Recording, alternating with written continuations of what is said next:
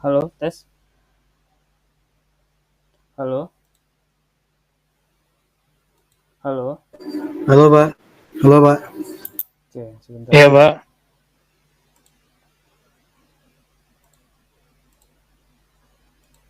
Oke, selamat siang. Assalamualaikum warahmatullahi wabarakatuh. Kita lanjutkan mata kuliah kita di mata kuliah struktur bangunan. Oke, pada mata kuliah sebelumnya, kita sudah banyak ya ngebahas tentang jembatan ya. Jembatan itu adalah jembatan itu adalah suatu akses jalan yang harus kita aplikasikan apabila terdapat rintangan berupa cekungan ya. Cekungan itu bisa berupa laut, bisa berupa palung, bisa berupa sungai, bisa berupa tebing dan lain sebagainya ya. Jadi apabila rintangannya berupa gunungan maka kita membutuhkan yang namanya tunneling ya. Tetapi apabila rintangannya berupa cekungan, ya, maka kita membutuhkan yang namanya konstruksi jembatan.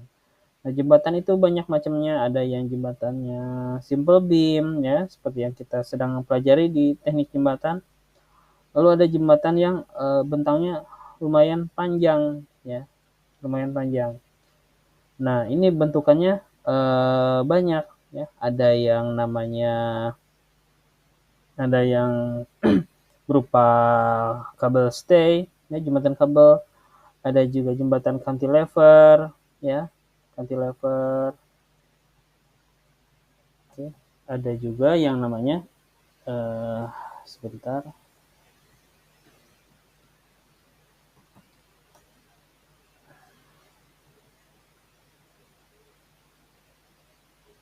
sebentar saya cek. Slide saya kelihatan nggak? Slide saya kelihatan. Kelihatan. Kelihatan, Pak. Nah, ini Iya adalah Pak, tipe-tipe kelihatan. jembatan ya. Ada yang kabel stay, ada yang cantilever, ada yang jembatan gantung dan lain sebagainya ya. Oke, next. Lalu apa lagi nih exploring kita pada mata kuliah ini? Oke. Nah, ini salah satu contoh jembatan. Ada jembatan cantilever. Ini contohnya yang paling dekat ada di Raja Mandala ya, di Cipatat. Lalu ada juga jembatan mekanis nih. Nah, ini ada di Sumatera Selatan atau di Palembang. Jadi nanti si beamnya bisa naik secara mekanis. Oke, nah pada kesempatan ini saya ingin menjelaskan konstruksi lain yang bisa aja nanti Anda dapatkan ketika Anda memasuki dunia kerja. Nah, salah satunya adalah konstruksi bandara. Oke, nah konstruksi bandara apa? Secara teknis harusnya kita bisa mempelajari, kita bisa mendesain bandara, cuman kita membutuhkan mata kuliah yang terkhusus gitu ya. Jadi ada mata kuliah teknik pelabuhan dan teknik bandara udara. Cuman karena kita perkuliahannya sangat padat, jadi nggak mungkin kita kita ngebahas satu-satu. Makanya materi-materi yang bangunan-bangunan yang agak-agak aneh seperti ini, saya masukkan di mata kuliah struktur bangunan. Gitu ya. Oke, nah sekarang bandara itu ya secara umum ada beberapa bagian ya. Oke, ada beberapa bagian. Nah, pengertian bandara. Jadi, bandara adalah fasilitas di mana pesawat terbang dan helikopter dapat lepas landas atau mendarat. Oke. Lepas landas atau mendarat, bisa terbang, bisa juga turun ke bawah. Nah, berarti kapal induk juga merupakan bandara karena dia pesawat bisa turun lalu bisa take off juga nih. Nah, maka salah satu sampel bandara yang yang mobile adalah kapal induk nih seperti yang saya share di slide ini. Oke, jadi apapun fasilitasnya, ketika memfasilitasi pesawat terbang atau helikopter lepas landas atau mendarat kita sebut dengan bandara. Oke. Nah, bandara yang paling sederhana setidaknya memiliki yang namanya landasan pacu atau apron. Nah, sedangkan bandara yang besar biasanya dilengkapi dengan fasilitas lain. Ada terminal, ada hanggar, ada ATC, ada gedung parkir dan lain sebagainya. Ini adalah bandara besar. Tapi bandara yang paling sederhana hanya terdiri dari landasan pacu, ya. Bandara yang paling sederhana hanya memiliki landasan pacu. Yang penting pesawat bisa turun dah. Nah, kayak gini ya. Nah, ini kayak gini ya. Ini landasan hanya terdiri dari landasan pacu aja nih turun. Ini kalau nggak salah di Santolo kalau nggak salah ya, Pamengpeuk kalau nggak salah, di daerah Pamengpeuk kalau nggak salah, Pamengpeuk Garut kalau nggak salah ya. Nah, Pamengpeuk Garut. Dia hanya memiliki yang penting pesawat bisa turun, bisa naik, udah, not all ya. Jadi hanya pesawat bisa naik, hanya bisa naik dan turun. Nah, ini adalah fasilitas bandara yang paling minimum ya. Biasanya yang paling minimum ini adalah kita sebut dengan LANUD ya, atau landasan udara. Nah, biasanya ini merupakan sebuah fasilitas militer. Fasilitas militer. Oke. Lalu bandara besar, bedanya bandara sama landasan udara itu apa? Jadi kalau bandara besar ya dia ada fasilitas lain, ada ruang operator jasa penerbangan, ada gedung terminal dan hanggar. Oke. Lalu menurut ICAO ya, Organisasi Penerbangan Sipil Internasional, bandara mengacu pada area tertentu ya, termasuk gedung, fasilitas peralatan darat, air yang digunakan keseluruhan atau sebagian untuk kedatangan, lepas landas dan pergerakan pesawat. Oke, lalu sekarang kita fokus pada fasilitas dasar bandara. Pertama ada yang namanya landasan pacu ya. Landasan pacu. Nah, landasan pacu. Nah, landasan pacu atau kita nama lainnya adalah runway. Ada nama lainnya adalah runway. Nah, di sini merupakan sebuah fasilitas jalan di mana pesawat itu kan nggak bisa langsung menukik ke atas ya.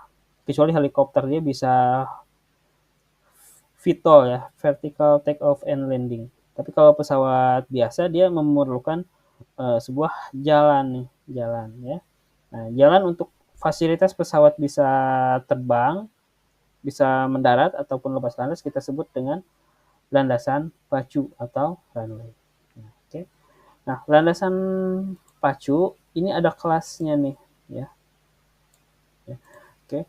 Panjang landasan runway ya untuk penerbangan perintis minimal 1.200 meter atau 1,2 km dan lebarnya 20 meter. Nah, ini diperuntukkan untuk pesawat baling-baling nih, macam pesawat ATR atau pesawat Cessna seperti ini ya, Twin Otter. Nah, ini bisa kita desain landasan pacunya hanya dengan sepanjang 1.200 meter dan lebar minimalnya adalah 20 meter. Nah, ini tapi kalau untuk pesawat yang jet yang ada yang non baling-baling, di sini ada jetnya ya, mesinnya jet, maka ini butuhnya lebih dari sini ya. Tapi untuk bandara perintis di tengah-tengah Papua, di tengah-tengah Sulawesi, di tengah-tengah Kalimantan, maka karena akses pesawatnya pesawat kecil, maka 1.200 meter ini adalah cukup. Oke. Lalu ada apa aja selain landasan pacu? Panjang runway perintis adalah 1.200, tetapi apabila melayani pesawat kecil, ya, seperti Twin Otter atau Cessna, ini ada seperti ini ya, ini adalah pesawat Twin Otter, di mana baling-balingnya cuma ada satu, baling-balingnya dua, itu pun kecil. Bisa aja baling-balingnya cuma satu nih di sini ya, kayak Cessna. Nah, ini 600 sampai 800 meter juga cukup. Nah, tapi ketika kita didesain pesawatnya adalah pesawat ATR, ini adalah ATR, ya, ini Wings Air, ATR.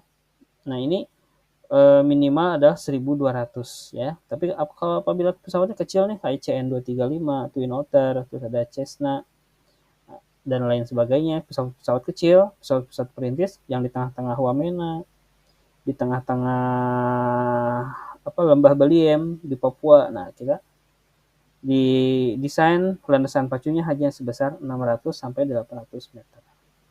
Bahkan untuk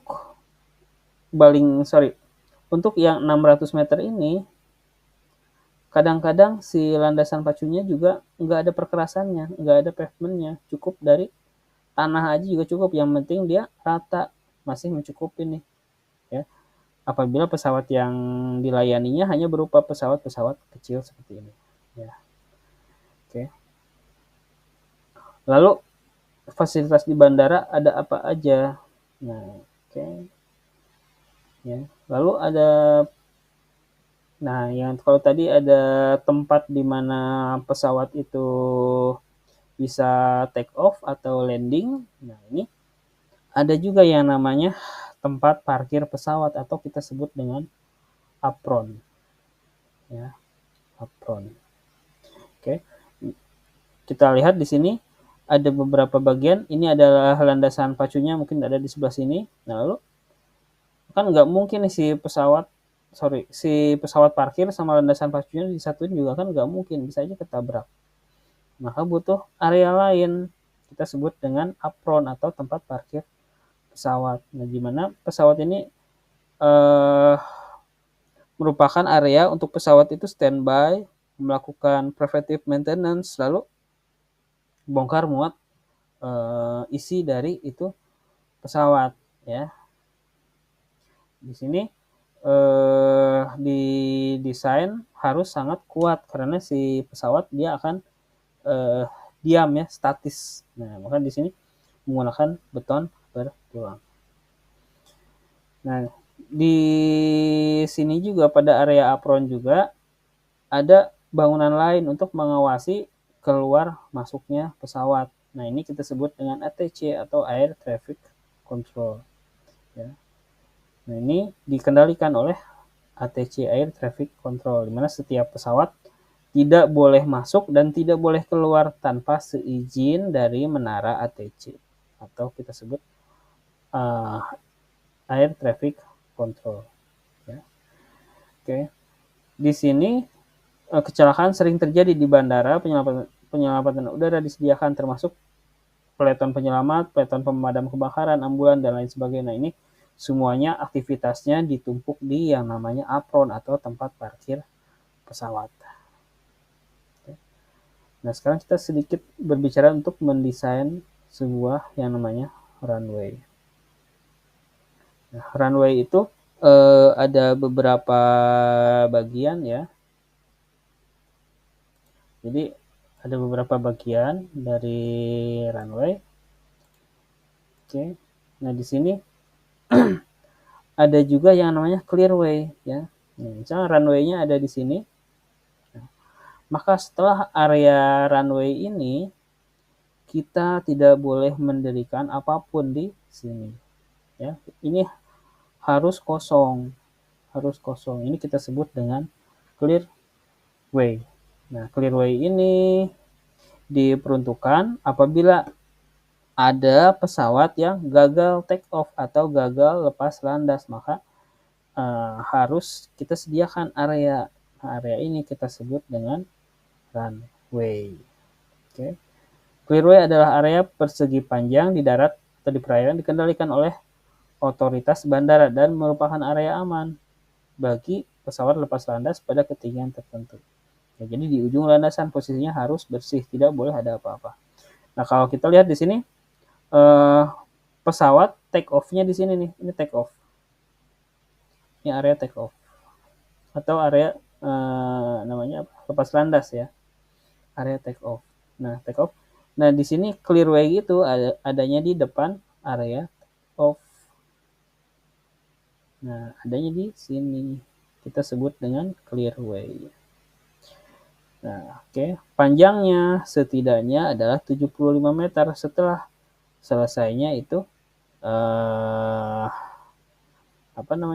runway. Jadi dia setelah ada runway maka akan ada clearway. Itu area yang stereo ya. Oke. Next, selain untuk take off, clearway juga harus disediakan untuk pesawat landing. Ya. Nah, di sini juga ada clearway. Nah, ini disediakan apabila si pesawat dia turunnya enggak sesuai rencana nih. Harusnya turunnya di sini, ternyata di sini udah turun duluan. Nah, ini sama ya kita sebut dengan clearway. Nah, ini adalah area take off, di sini adalah area landing. Nah, ini saya sajikan beberapa data. Nah, ini contohnya di Bandara Soekarno-Hatta ya, di Cengkareng. Nah, kita bisa perbesar sedikit. Oke. Nah, ini adalah area Cengkareng. Ini terminal 1, 2 ada di sini, lalu terminal 3-nya ada di 1, 2, ini terminal 1, ini terminal 2, ini terminal 3 kalau nggak salah. Oke, nah di sini si bandara ya sesuai standar dia memiliki yang namanya landasan pacu. Nah, landasan pacu ini ada 2 nih ya. Ada di sebelah utara, sebelah sini. Lalu ada di sebelah selatan sini. Ya. Kalau nggak salah yang ini untuk take off, yang ini untuk landing kalau nggak salah ya. Jadi ada 2. Lalu di sini juga ada yang namanya clearway ya. Clearway itu berarti setelah landasan pacu, berarti ada area bebas di sini. Nah, clearway-nya ada di sini. Lalu ada juga di mana? Di sini. Nah, ini adalah area clearway-nya. 1 dan 2. Lalu ada bangunan apron. Apron itu tempat parkir pesawat. Maka kalau kita zoom apronnya, kalau di Bandara Soekarno-Hatta dia adanya di area yang nih, dimana pesawat-pesawat pada parkir nih, pada loading, muat barang dan lain sebagainya. Dia ada di sini nih. Kalau terminal 3 berarti dia ada di sini.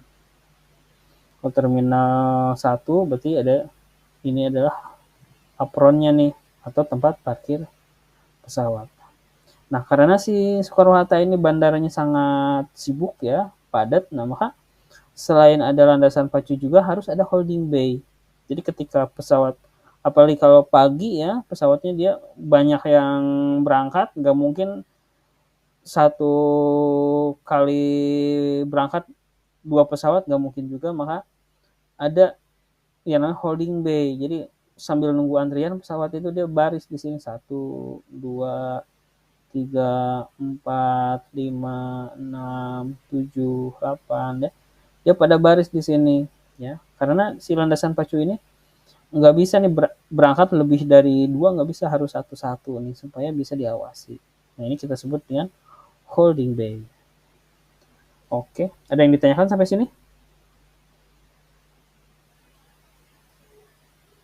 Oke, next sampel yang lain kita lihat di Bandara Kulon Progo ya. Nah, ini ada Bandara New Yogyakarta International Airport.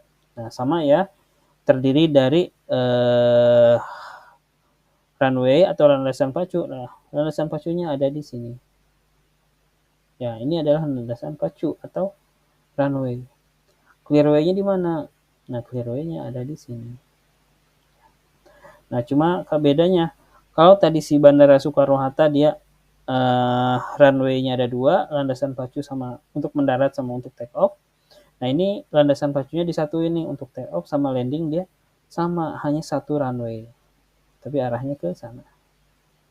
Nah, ini adalah Bandara New Yogyakarta International Airport. Nah, area apronnya ada di mana? Kita lihat di sini. Kita perbesar sedikit. Nah, parkir pesawatnya pada parkir di area sini. Berarti apronnya ada di sini. Ini adalah area apronnya.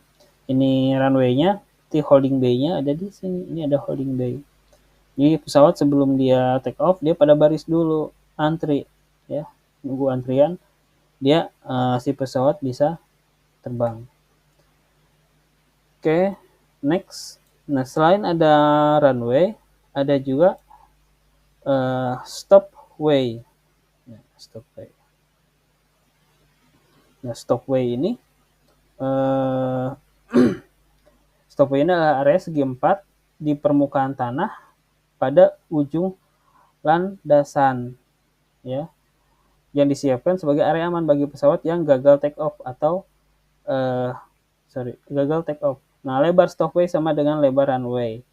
Kekuatan stopway harus dirancang dan mampu mendukung beban pesawat yang gagal take off. Nah, stopway-nya ada di sini.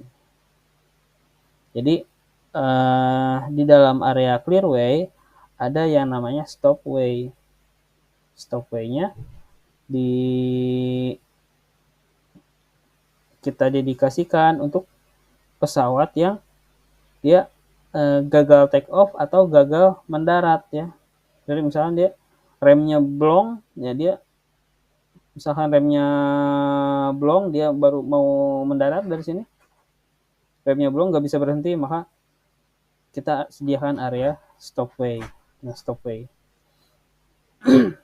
Nah, area stopway ini didesain dengan konstruksi yang sama dengan runway, tapi dalam kondisi normal tidak boleh ada pesawat yang memasuki area stopway ini. Ya, ini adalah area stopway.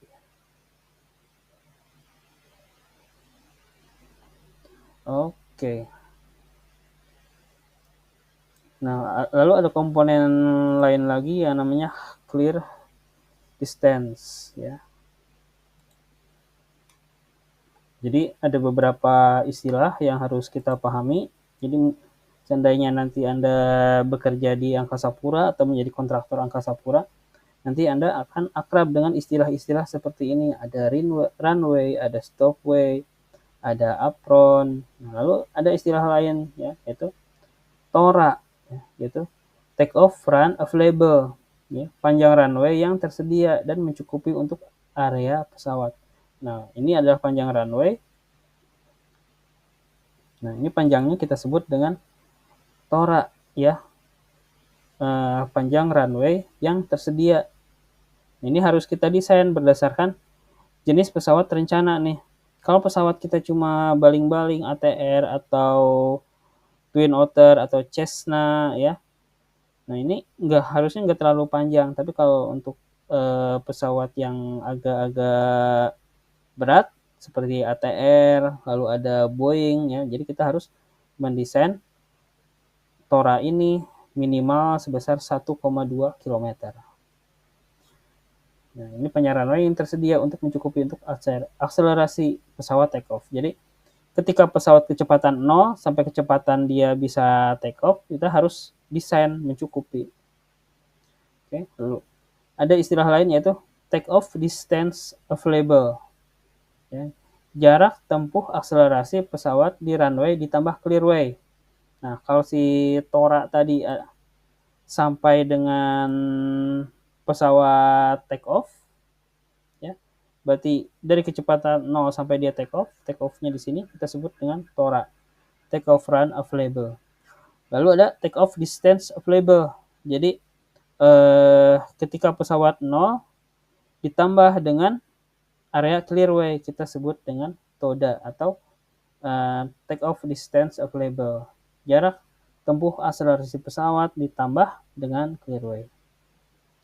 Oke, lalu ada istilah lain yaitu accelerate stop distance available. Jarak tempuh pesawat di runway ditambah stopway. Nah, stopway berarti kalau TORA ini dari ujung runway ketika sampai dengan pesawat terbang. Lalu ada TODA yaitu take off TORA ditambah clearway. Nah, tapi kalau ASDA ya, accelerate stop distance available, yaitu dari ujung dia take off sampai dengan stopway. Oke, lalu ada kalau tadi untuk runway untuk terbangnya, lalu ada lagi istilah lain panjang atau kita sebut dengan LDA, yaitu landing distance available. panjang runway yang tersedia dan mencukupi untuk landing, ya. Oke, berarti kalau landing area si pesawatnya bisa dari sini, bisa dari sana, ya. Tapi yang saya pahami sih biasanya bolak-balik nih, si dia terbang sama mendaratnya biasanya dia arahnya bolak-balik nih, jadi nggak bisa barengan. Oke, lalu ada landing distance available, lalu ada holding bay, ya, didefinisi sebagai area di mana pesawat itu ditahan atau diparkir, ya. Nah, kalau di sini holding bay-nya kalau di Kulon Progo berarti misalkan ini adalah runway-nya ada di sini, ya. Nah, ini adalah runway-nya. Nah, berarti kalau si holding bay-nya dia akan berada di sebelahnya. Berarti di sini ada holding bay nih, ya. Jadi pesawat sebelum take off tuh pada antri dulu di sini semuanya. Nah, baru dia menunggu giliran terbang. Nah, tadi yang barusan saya jelaskan adalah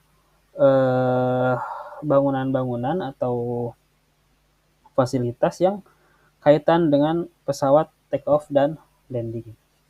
Nah, next ada bagian lagi ternyata, ya, yang berkaitan dengan bandara, yaitu namanya bagian darat.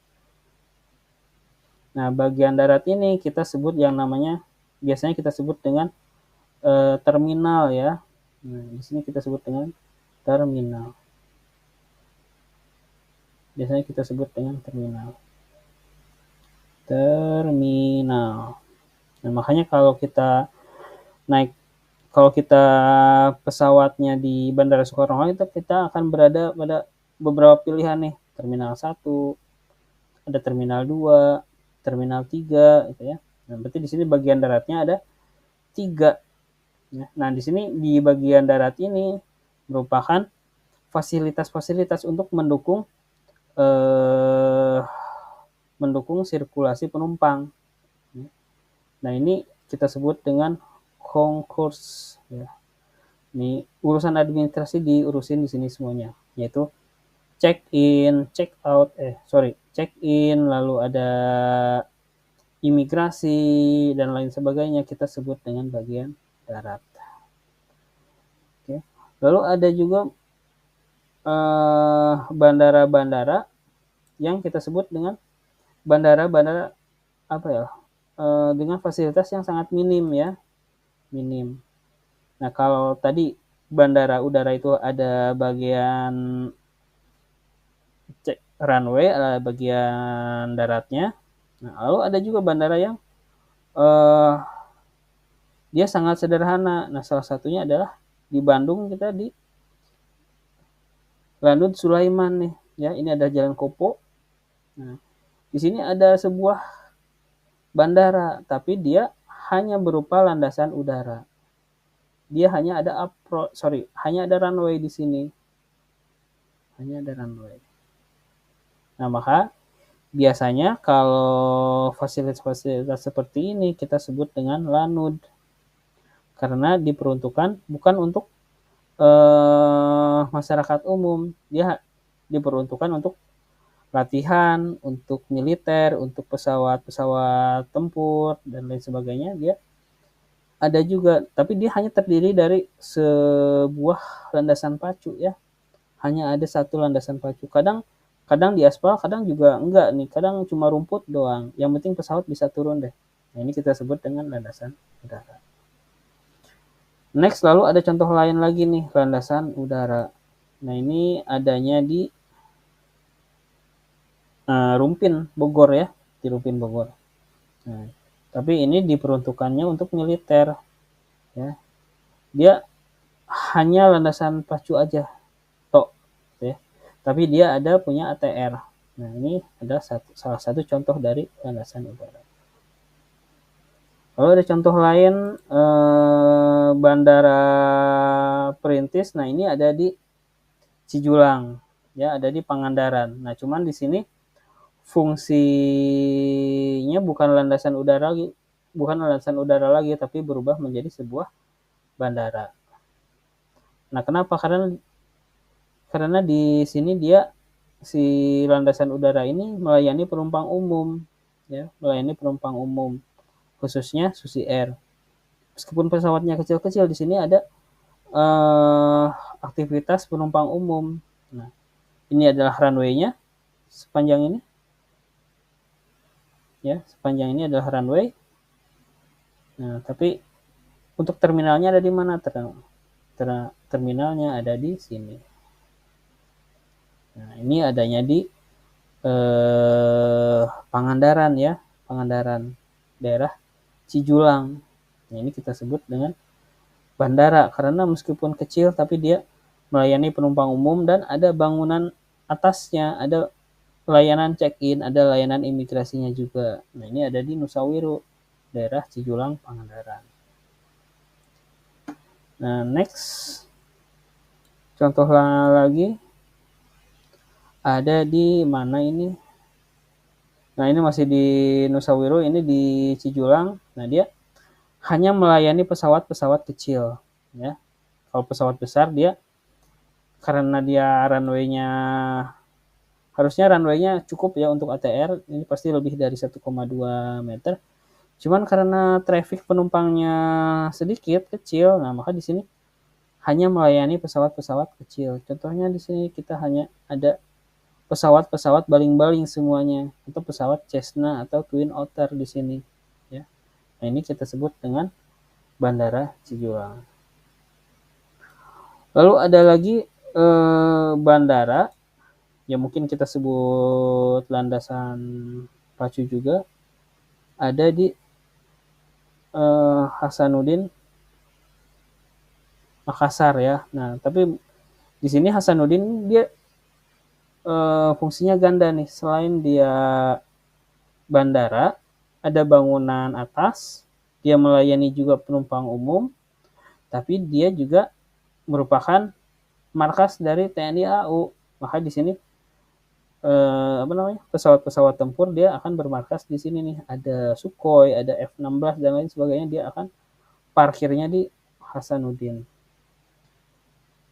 Sebenarnya saya ada satu lagi ya bandara di daerah Tangerang, cuman nggak ke attach di sini. Dia hanya berfungsi sebagai service, ya. Jadi GMF, Garuda Maintenance Facilities, dia bermarkas di daerah Legok, kalau nggak salah Legok Tangerang. Nah, Bandara Curug, ya.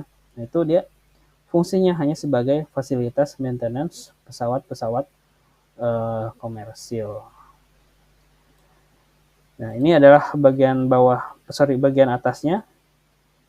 Nah, ini terdiri dari beberapa bagian, ada terminal, ada tempat check-in, check-out, ada garbarata dan lain sebagainya.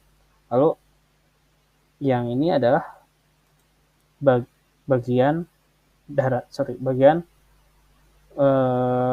luarnya, terdiri dari runway. Oke, ada pertanyaan sampai sini?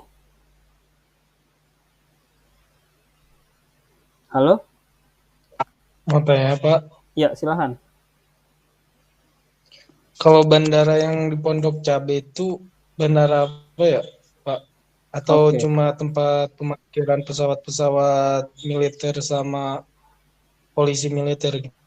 Oke. Nah, di sini bandara, jadi pada pada zaman kolonialisme itu dia si Belanda hampir di setiap kota ada landasan udara. Nah, kenapa? Karena dia si Indonesia ini nggak semuanya bisa dicapai dengan jalan darat. Nah, kayak di Depok ada Pondok Cabe. Pondok Cabe ini mirip dengan yang namanya si Sulaiman ini, ya. Nah, Sulaiman. Dia hanya berupa landasan udara, tapi di lain sisi dia mirip dengan si yang namanya yang di mana? Yang di Curug, yang di Legok Tangerang. Nah, dia ada hanggarnya juga. Dia ada GMF-nya juga. Garuda Maintenance Facility. Jadi ketika pesawatnya perlu maintenance, nah biasanya dia akan di maintenance di workshopnya GMF. Nah, ini kita Kalau ada bangunan besar di mana pesawat bisa masuk ke dalamnya, kita sebut dengan hanggar. Nah, hanggar ini di Pondok Cabe ada, di Curug juga ada. Nah, ini fungsinya untuk maintenance. Gitu. Nah, Pondok Cabe itu kebetulan kalau nggak salah dia secara kepemilikan dia punyanya Pertamina, Pak. Punya Pertamina. Karena si Pertamina ini trafficnya cukup intens ke area bukan tambang minyak ya, fasilitas-fasilitas minyak yang ada di luar Jawa. Nah, karena dia nggak mau terinterup dengan aktivitas umum, maka dia si Bandara Pondok Cabe ini didedikasikan, kalau nggak salah dibangun oleh Pertamina nih. Makanya di sana banyak pesawat-pesawat yang secara kepemilikan punyanya Pertamina. Sama kayak yang di mana ya? Dumai apa Duri ya? Duri Dumai. Nah, kalau Anda terbang ke sana, kok fasilitas enggak angkasa pura banget gitu. Nah, itu karena memang pada di sana Dumai ya. Sorry, bukan Duri, tapi Dumai. Di Duri kalau nggak salah nggak ada airport ya. Nah, si Dumai ini si bandaranya bukan punya angkasa pura, tapi punya Pertamina, karena di sana Pertamina kerjasama untuk pengolahan minyak dengan Chevron. Gitu. Jadi bandara itu secara kepemilikan ada yang punyanya, ada yang dikelola oleh badan usaha publik macam Angkasa Pura, ya. Itu merupakan bandara-bandara yang retail, ya. Tapi ada juga bandara yang dikelola oleh militer kayak Lanud Sulaiman, terus Lanud Rumpin, Hasanuddin, lalu ada Adi Sucipto Yogyakarta, lalu ada di Halim Perdana Kusuma di Jakarta. Nah, itu adalah bandara-bandara yang dikelola oleh militer. Lalu ada juga bandara yang dikelola oleh swasta, ya salah satunya tadi Pondok Cabe dan Dumai, itu dikelola oleh Pertamina, ya, untuk aktivitasnya masing-masing. Lalu ada juga landasan udara di Freeport, ya, Gasberg. Dia punya juga, tapi bukan berupa bandara, hanya berupa helipad kalau nggak salah. Itu mungkin. Oke, ada lagi pertanyaan? Ada lagi pertanyaan? Nggak ada, Pak. Oke, mungkin itu aja yang dapat saya sampaikan ya. Kita ketemu lagi di minggu depan. Sebelumnya saya mohon maaf tadi pagi di mata kuliah yang struktur kayu saya nggak bisa hadir, ada aktivitas lain yang agak-agak mendadak. Oke, kita ketemu lagi di minggu depan. Saya ucapkan terima kasih. Mudah-mudahan bermanfaat. Saya ucapkan terima kasih. Wassalamualaikum warahmatullahi wabarakatuh. Waalaikumsalam warahmatullahi wabarakatuh.